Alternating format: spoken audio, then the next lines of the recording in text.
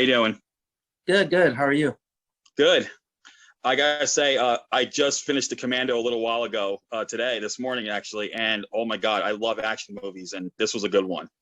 Oh, really? Thank you so much. I really appreciate it. So you got to watch the full film? Yes, Oh, man, Michael Jai White and Mickey Rourke, man, those two guys they work great together. I mean, I've seen them before in Take Back, and they made the most of that situation with the COVID, but I think they did it yeah. better here. Thank you. Thank you. Yeah, we actually I think we shot ours a few months right after they shot Take Back, and they shot it in Palm Springs. We shot ours in New Mexico, Albuquerque, New Mexico. And we were lucky enough to be able to even be able to put in as much action as we were able to because of COVID. We had to deal with COVID and stuff too. And it was a SAG movie. Yeah, So we followed obviously all the guidelines and protocols, but luckily, everything went through well. awesome. So I saw that you were credited as one of the story writers. So how did this project come about?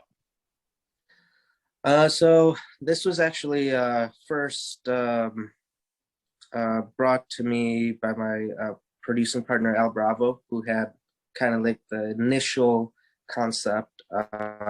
He wanted to do something with mostly in one location and a smaller cast.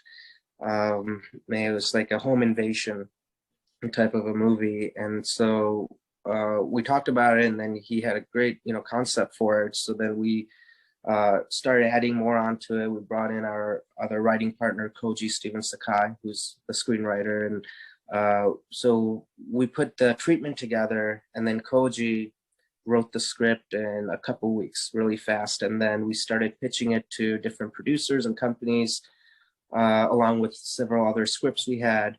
And then we started getting notes back on this one, and it was titled different. It was a whole different. It was, I think, originally it was titled Green, and then something. I was like, there was 2, 3 other different titles that it went through, and then finally it ended up being the Commando. But it developed along the way, and then I also got more involved in actually writing more of the different scenes and the part of the script as we got closer to production. And then throughout production as well, you have to be able to adapt with these kinds of movies, based on locations and all kinds of things, to be able to recreate and redesign, the scenes. And so, believe it or not, on this one, we had to do quite a bit on location. And so every day, even, as we're shooting, I was writing pages or changing things around. And so it was a work in progress. And even in editing, we had a really nice collaborative team that we were able to bounce ideas off of and just keep adapting to the changes that we had to do. That's cool. I gotta say, like I said, I'm a huge fan of Michael Jai White's, and I like it when he tends to play these flawed characters. So, Yes, I yeah, mean, for some reason, it just works so well. He does it so right. It's not just about the action, but him having these flaws. Like in this case, it's another character with PTSD. Um, it right. it just works so well. It brings that emotional level to the role, and then of course we get to see Michael Jai White does what everyone knows he's done for. But how did he get involved in this project? Well, and like you said, he plays these flawed characters so well, and he's such a great martial artist. He's a legend in the action world, and then a great actor in his own right. And so we needed someone that could bring the action and at the same time bring the range to play this kind of a complex character, because as not everyone can do both. Not, they can't just do action and act well.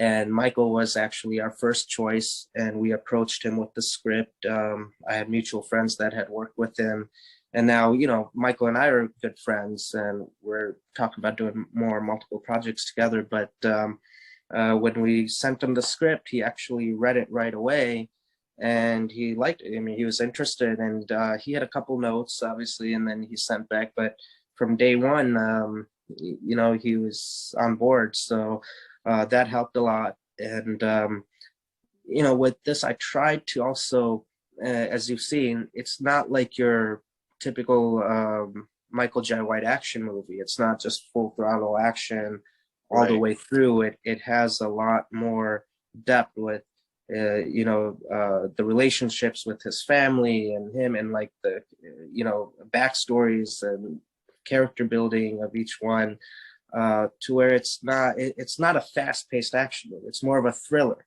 and we tried to also shed light on the subject matter of PTSD and how it not only affects the person with it, but the people around them, the family and friends. Exactly. Also, that it's okay to seek help from counseling, or talk to your wife about it, who supposedly should know you better than anyone. And at the same time, he had to overcome his issues to now save his family from this outside danger and threat, where in part of the movie you thought he was the threat to his own family and his own home.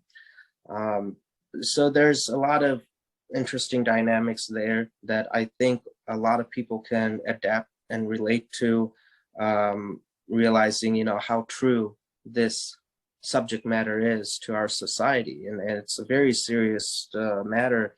I know a lot of friends and family that deal with it, and it could lead to drug use, suicide, or even hurting themselves or family. And I believe it's definitely something that needs to be addressed, so more and more people are aware Definitely. of how to seek help.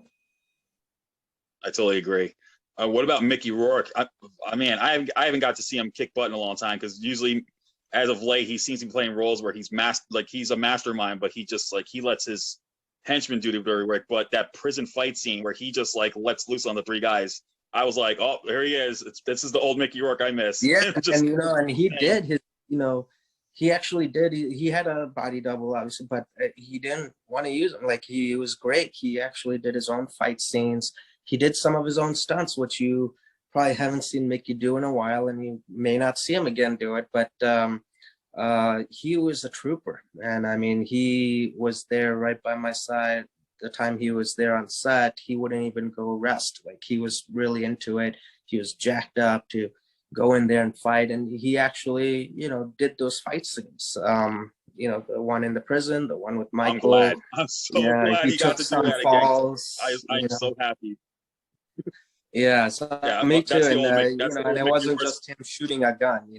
He got his hands dirty, and he took a few falls too. And I props to him. He's a beast. Yeah, definitely. So how long did shooting take? And besides writing the script during production, doing the change in the notes, what other difficulties did you face? The difficulty was, I mean, it was actually one of the fastest films we turned around, but the one challenge was having that tight schedule, to shoot. We only had, a little over a couple of weeks to shoot the movie on location straight through. And we have to adapt to new ways of independent filmmaking after the pandemic, obviously. And the more days you're on set, the more risky it is, with safety and everything. And then also doing an action film and such a tight schedule, and being in certain locations for, say, maybe one day, or having certain actors for limited time. So I think that was our biggest challenge, is not having the proper time for some of the scenes that we needed to do. But we got through it. We had a great cast and crew, a team that pulled through, and we had a blast. The filming process of it went really quick and efficiently. As you can see, now the film's alive for all of you guys to enjoy. Yeah, awesome. So my last question is, what's next for you after the Commando? I'm currently actually in production right now that we're going to finish up at the top of the year. Is a film called Mojave Diamonds that I also wrote the script to, and I'm directing. It stars Cowboy Cerrone, Chael Sonnen, Rampage Jackson, Weston K. Oh, It's and this one is a full throttle action film, you know, from beginning to end, full got some action. MMA fighters there. Oh, that's Yeah, gonna be it's that's kind of what like an that MMA means. Expendables. Yeah, but Nice. I'm very excited about this one. It's actually the same producers from the Commando as well, so a lot of the same team, and it looks really kick-ass. I'm excited for this one. Awesome. So the Commando will be out on January the 8th, and those who finally I want to see believe Mickey Rourke, 7th. Yeah, January 7th. Yeah, 7th, right? yeah. So Theaters. yeah, that's right, the 7th. That's right, the 7th. Anyway, it'll be out January 7th, and those who want to see Michael Jai White doing what he does best in both acting and action again, and to see Mickey Rourke finally kicking some wild butt again, they're going to want to see this one. Asif, thank you so much for taking the time to talk about the movie. Thank you. My pleasure. Thank you so much. All right, Have a take care. wonderful holiday. You too.